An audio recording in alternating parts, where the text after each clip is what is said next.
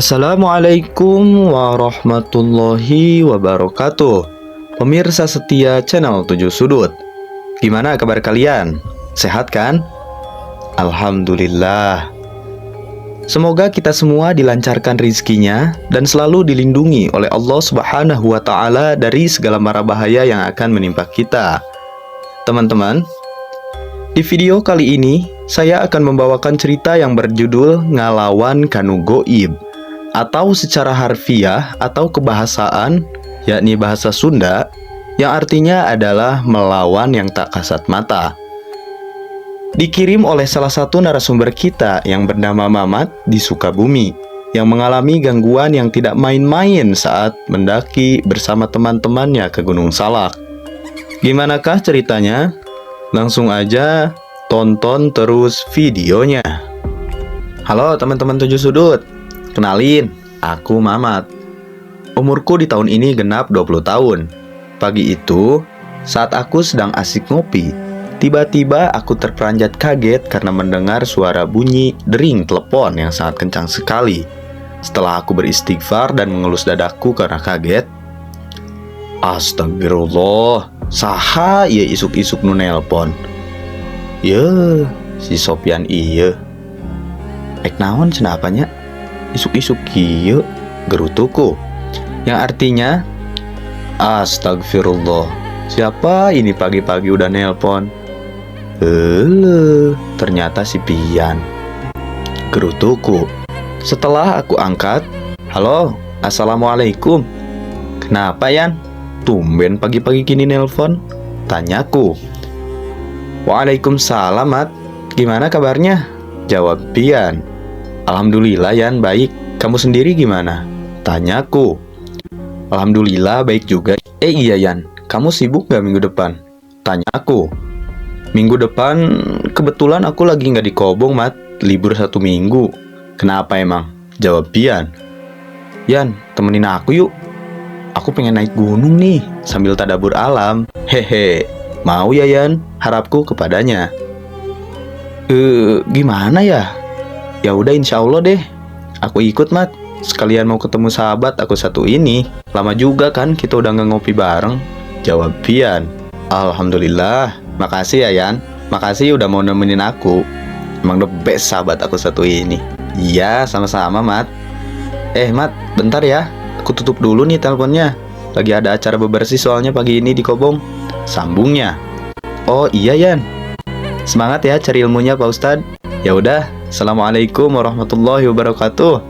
Jawabku sembari tertawa kecil di telepon, lalu menutup sambungan telepon itu. Waalaikumsalam warahmatullahi wabarakatuh Mat. Jawab Pian. Oh iya teman-teman, sekedar info aja ya. Dulu aku sama dia sering bolak-balik ke gunung saat kami berlibur panjang di pondok.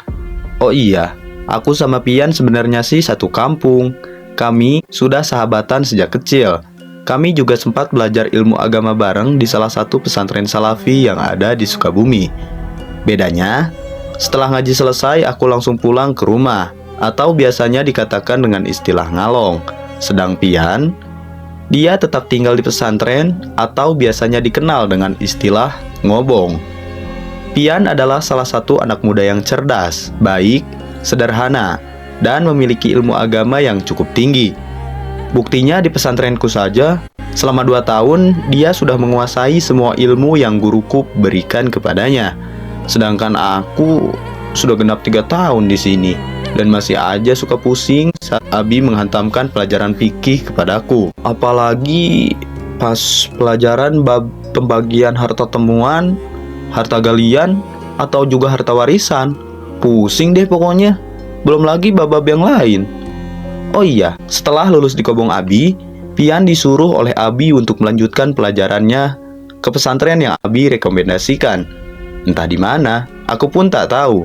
Karena 2 tahun lebih 1 bulan yang lalu, di malam itu, setelah dia berbincang 4 mata dengan Abi, dia langsung menemuiku dan mengatakan bahwa besok dia sudah tak di sini lagi. Kembali ke cerita. Setelah handphone kumatikan, anak emak udah bangun. Enaknya ngopi, ucap emak. Astagfirullah, Mak. Ngagetin Mamat aja. Sampai jatuh HP Mamat, ih. Kenapa, Makku sayang? Ada apa? Tanyaku. Kalau nanti udah beres ngopi, bantuin bapak kamu ya nanam ubi di kebun. Jawab Mak. Iya, Mas, siap. Tapi Mamat lapar, Mak. Mau makan sama mandi dulu ya sebelum bantu bapak. Jawabku sambil merengek. Ya sudah. Jawab emak sambil tersenyum dan pergi ke dapur hendak menyendokkan nasi kepadaku. Singkat cerita, 4 hari pun berlalu. Saat itu aku tengah fokus menyiram tanaman ubiku dengan pupuk. Assalamualaikum, Mak. Dengan nada seolah setengah teriak di belakangku, aku pun terkejut sampai hendak terjatuh. La ilaha illallah, si Pian. Seraya menghampirinya dan menyalaminya yang tengah tertawa pelan tepat 5 langkah di belakangku. Alhamdulillah, balik juga nih Pak Ustadz setelah kurang lebih 1 tahun di pondok barunya. Gimana, Yan? Betah? Iya, Yan. Ayo kita ke balai dulu. Kebetulan aku bawa kopi mentah tadi dari rumah sebelum pupuk ke sini. Kami pun berjalan hendak ke balai dekat kebun ubiku. Seraya mengobrol. Alhamdulillah, Mat. Kamu sendiri gimana? Abi sehat, Mat? Aku belum ke Abi. Soalnya baru banget nyampe terus langsung ke rumah kamu. Kata emak kamu di sini. Jadi langsung wahai orang kadieu, ucap Pian. Oh alah, pantes. Cukurang teh tadi saha suga nu mere salam. Menik kaget. Ngopi nu mana, Yan? Kesukaan kopi hideung? Apa yang nu coklat? Kurang seduhkeun yeuh, timpalku. Yang artinya adalah, oh alah, pantes. Kirain tadi siapa yang beri salam. Kaget aku, Yan. Mau ngopi yang mana nih, Yan? Kesukaanmu kopi hitam apa yang coklat? Biar sekalian aku masakin airnya. Yang biasa aja, Mat. Hitam, jawabnya sambil tersenyum. Singkat cerita, kami pun mengobrol panjang lebar, menanyakan kehidupan masing-masing, kesibukan masing-masing, dan bertukar cerita sambil melepas rindu yang sejak dulu menghampiriku akan sosoknya. Sosok yang baik, sederhana, cerdas, dan tawadu, meski kadang suka jahil sih. Singkatnya, setelah kerjaanku selesai di kebun, kami pun memutuskan untuk pulang terlebih dahulu. Yan, hayu orang mulih, nus arek asar ning. Asana karek bieu orang johoran di imah. Yang artinya, Yan, ayo kita pulang. Udah mau masuk asar kayaknya. Perasaan baru juga johoran di rumah, ujarku. Oh iya, ayo Mat, jawabnya. Di jalan, sambil bercerita, seolah Topik pun masih enggan menyerah sama kami karena sudah lama tak jumpa. Sampai, oh iya Yan, 3 hari lagi kita naik ke Salak aja ya, gimana? Tanyaku. Boleh juga tuh Mat, ucapnya. Ya sudah, nanti kita obrolin lagi ya Yan, ucapku. Aku pamit pulang dulu ya. Ba'da asar nanti sekitar jam 5-an, aku ke rumahmu ya. Kita ngobrol sebentar masalah naik gunung nanti, pintaku. Iya Mat, aku tunggu ya di rumah, jawabnya. Singkat cerita, kami pun telah sampai di rumah masing-masing. Rumahku dan Pian terbilang cukup dekat. Mungkin sekitar 3 menit dari rumahku ke rumah Pian. Sore pun tiba. Sekitar jam 5 kurang 10 menit, aku datang ke rumah Pian, berencana untuk mengobrolkan masalah pendakian kami. Assalamualaikum Yan, ucapku. Waalaikumsalam Mat. Ayo masuk ke dalam. Tak lama, kami pun sudah sampai di ruang tamu rumah Pian. Jadi gimana Mat? Siapa aja nih yang mau ikut pendakian kita kali ini? Kurang tahu sih Yan. Tapi nanti malam aku ajakin temen-temen deh. Yang lain, kayak si Putri, si Imas, si Jaka, sama si Udin. Mungkin dia pada mau kali, ucapku. Oh iya kalau gitu Mat. Tapi berarti fix ya kita ke Gunung Salak. Sekarang kan hari Rabu, berarti kita naik nanti hari Sabtu ya? Gimana menurutmu Mat? Oh oke.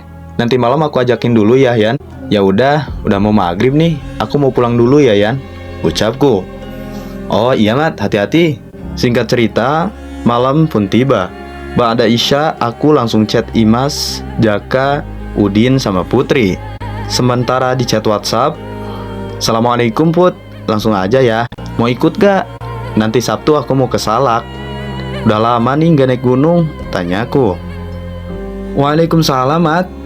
Tadinya aku emang udah ada janji sih ke Lawu, tapi berhubung pendakiannya dibatalin, nggak tahu deh karena beberapa alasan katanya. Bisa kayaknya, Mat. Sabtu ya? Tanya Putri. Iya, Put, Sabtu. Siapa aja nih, Mat, yang mau ikut? Tanya Putri. Aku sama Sepian sih, baru 2 orang doang. Kalau kamu mau, berarti jadi 3. Rencananya aku mau ngajak yang lain juga, kayak si Imas, si Udin, sama si Jaka. Jawabku. Oke deh, pasti mereka juga mau deh. Soalnya ya udah lama juga, tapi nggak tahu. Coba kamu chat dulu si Jaka sama si Udin, biar Imas aku yang kabarin, ujarnya. Oh, oke Put. Aku pun langsung beralih chat kedua temanku itu, Jaka sama Udin. Dan singkatnya, kedua temanku itu menyambut hangat ajakanku. Esok paginya, saat aku habis subuhan, tiba-tiba ada dering panggilan masuk. Ternyata itu si Putri. Mat, halo? Maaf ganggu pagi-pagi. Hehe. Iya Put, kenapa? Imas bisa katanya. Berarti kita kumpul di mana? Buat atur logistik sama keperluan yang lain juga. Bentar Put, aku masukin grup dulu ya. Semalam sih aku udah bikin grup, tapi anggotanya baru 2 orang. Aku sama Pian doang. Sementara di grup, guys, ini kan udah fix ya hari Sabtu. Kita naik ke Salak. Nah, tikum pemberangkatannya di mana? Sama masalah logistiknya nanti gimana? Tanya Putri. Imas pun menjawab. Iya nih, di mana nih guys? Masalah logistik biar aku aja yang beli, Bos Jaka. Wis, asik nih ditraktir bos muda, jawab Udin. Oke, berarti fix ya. Dan masalah kumpul, berhubung di tempatku lumayan deket juga sampai ke pos pendakian jalur Cimelati, jadi kumpul di rumahku aja gimana? Boleh tuh, jawab Imas. Oke, jawab Putri. Oke siap, ucap Jaka dan Udin. Kira-kira kita mau jalan santai apa gimana nih guys? Maksudku kan, kalau via Cimelati normalnya kita memerlukan waktu 9 jam sampai puncak. Nah, kita mau berapa hari rencananya? Tanya Mamat. 2 malam 1 hari aja gimana? Biar perjalanannya juga santai. Aku pengen nikmatin banget pendakian ke Salak nanti, jawab Putri. Iya nih, aku juga lagi suntuk banget di rumah. Jadi santai aja ya naiknya. Sambil nikmatin pemandangan juga, timpal Imas. Aku sih yes, ucap Udin. Aku juga yes, ucap Jaka. Gue ngikut aja dah, ucapku. Aku langsung nge-tag nama Pian di grup. Yan, gimana? Setuju gak nih? Tanyaku. Iya Mat, boleh, jawabnya. Kumpulnya jam berapa nih? Tanyaku. Sehabis subuh aja gimana? Jam 5-an gitu, biar bisa lengkapin logistik dulu. Barangkali nanti ada logistik yang kurang atau lupa, jadi kan bisa langsung beli di jalan. Gimana? Tanya Pian. Kami semua pun setuju dengan pendapat Pian tersebut. Singkatnya, hari keberangkatan pun tiba. Kami pun sudah menyepakati kalau kami semua akan berangkat menggunakan mobil Putri yang bertuliskan Alphard. Setelah memastikan cek ulang semua kebutuhan dan peralatan pendakian, dasar si Jaka sembung, apa-apa selalu saja telat, gerutu Udin. Dasar si Jaka sembung, apa-apa selalu saja telat, gerutu Udin. Semalam udah kamu kabarin belum, Mat? Berangkatnya jam 5 gitu, tanya Udin. Udah kok, 3 hari sebelum pendakian juga udah aku kabarin semuanya. 3 hari sebelum pendakian juga udah aku kabarin semuanya. Lagian kan semalam si Jaka juga komen tuh di grup, ujar Mamat. Iya juga sih, timpal Putri. 30 menit pun telah berlalu. Muncul juga tuh anak. Kemana aja sih lu Jak? Lama banget, aduh. Ngaret, tanya Udin. Hehe, maaf, tadi aku kesiangan, ucap Jaka. Ya udah, ini kan udah kumpul semua nih. Ayo kita cek ulang dulu perlengkapan. Takutnya ada peralatan yang lupa kebawa, timpal Sofyan. Iya yuk, timpal Imas. Setelah selesai mengecek ulang peralatan pendakian, jam 6 kurang 10 menit, kami pun memulai perjalanan kami. Pagiku cerah, kulihat jam dindingku malah telat bangun. Nyanyian Jaka dengan nada sekenanya dia. Sontak kami pun semua tertawa karena nyanyian si Jaka tersebut. Jaka edan emang, ucap Udin sambil sesekali mengusap perutnya. Iya Put, si Ari mantanmu itu kemarin aku sempat lihat loh, main sama cewek barunya, ucap si Imas seraya menatap wajah Putri. Raut wajah Putri yang tadinya ceria seketika pun terlihat berubah. Udah amat lah, peduli apa aku sama dia, jawab Putri. Tak lama dari perbincangan Putri dan Imas, tiba-tiba suara ledakan terdengar dari arah luar mobil. Setelah kami semua berhenti, Udin pun yang saat itu mengendarai mobil Putri terdengar sedikit menggeram. Arah, sial, ban mobilnya bocor lagi. Gimana nih guys? Bentar, di depan belokan sana kayaknya ada bengkel deh. Aku samperin dulu deh ya, ucap Jaka.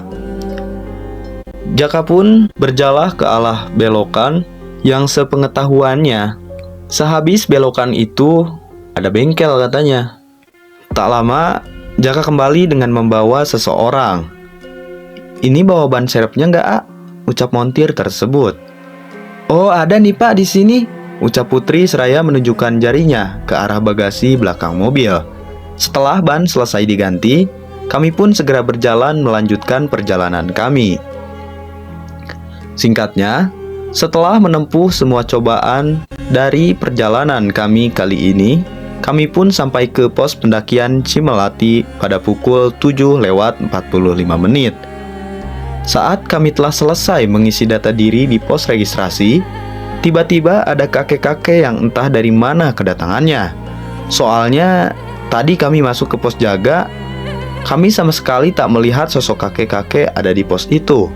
Dia pun datang dan menghampiri kami. Jang, mau pada naik ya? Ucap kakek tersebut. Sontak kami pun sedikit kaget dengan kedatangan kakek tersebut, yang nampak sudah ada di belakang kami. Iya kek, ucap kami serempak. Pian pun bersalaman dan nampak mengobrol sesuatu dengan kakek tersebut. Aku pun tak menghiraukannya, karena aku pikir mungkin Pian kenal dengan sosok kakek tersebut. Sementara itu, dari sudut pandang Pian, Jang, kadia heulan. Abah hoyong nyarios sababaraha hal mengenai pendakian Ujang sareng rerencangan Ujang. Oh, muhun bah, mangga, jawab Pian. Singa hade Jang kana babaturan Ujang nu pake jaket biru eta. Jaga manehna. Abah ngerasa engke bakalan kejadian sesuatu jeung diri manehna. Punten bah, nu dimaksud kejadian aneh eta sapertos kumaha bah? Engke ge Ujang pasti nyaho. Pesen Abah mah singa hadenya Jang. Jaga babaturan Ujang. Entos sakitu wae, Abah bade langsung uwih. Oh, muhun bah, hatur nuhun atuh. Abah tos ngingetan Pian sareng rerencangan Pian. Yang artinya adalah, Nak, kesini dulu sebentar. Kakek mau bicara beberapa hal tentang pendakianmu dan juga teman-temanmu itu. Oh iya kek, mari, jawab Pian. Berhati-hatilah sama temanmu yang memakai jaket biru. Karena kakek merasa akan ada sesuatu hal yang terjadi kepadanya. Pun maaf kek, yang kakek maksud terjadi sesuatu itu sesuatu apa? Tanya Pian. Nanti kamu sendiri juga akan menyadarinya, Jang. Pesan kakek, jaga teman-temanmu. Udah segitu aja, kakek mau langsung pulang, jawab kakek. Kakek itu pun tersenyum, kemudian berpamitan kepada Pian dan kami semua. Sontak kami semua pun melihat Pian mencium tangan kakek tersebut, disusul dengan kami yang segera mengikutinya. Nah teman-teman, cukup sekian dulu video yang berjudul Ngalawan Kanu Goib, atau dalam bahasa Indonesia artinya adalah melawan yang tak kasat mata. Kali ini dari cerita yang dikirim oleh Mamat di Sukabumi. Dilihat dari ucapan kakek tersebut, kayaknya akan ada hal mengerikan ya yang menimpa Pian dan teman-temannya saat naik Gunung Salak nanti. Gimanakah kelanjutannya? Apakah Pian dan teman-temannya bisa berhasil naik ke Gunung Salak dengan selamat? Apakah pulangnya mereka juga akan selamat? Kita sama-sama akan saksikan ya di part selanjutnya. Terima kasih buat teman-teman yang udah support channel ini dan menyimak episodenya sampai selesai. Tuliskan saran dan juga kritik teman-teman di kolom komentar. Bagi teman-teman yang punya cerita horor, silahkan kirim cerita teman-teman di kolom komentar. Atau jika ceritanya lebih panjang, teman-teman bisa juga DM TikTok kami di _7sudut jika ingin membagikan pengalaman horor teman-teman. Ya sudah, saya Feng akan segera pamit. Jaga kesehatan teman-teman. Wassalamualaikum warahmatullahi wabarakatuh.